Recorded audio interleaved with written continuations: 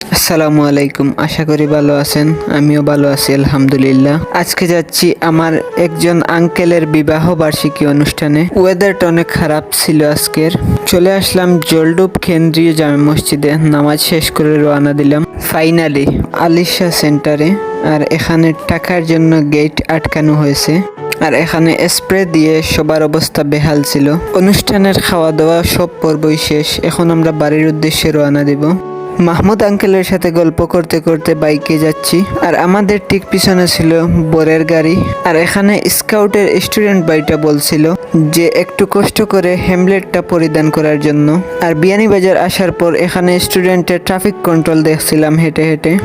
আবারও বাইকে উঠে পড়লাম, আর যেতে যেতে একটি কথা মনে হলো, মেবি গত রমজানের আগে আরেকজন আঙ্কেলের বিয়েতে যাওয়ার সময় বাইক অ্যাক্সিডেন্ট করে আমার হাতের অবস্থা এখনো খারাপ।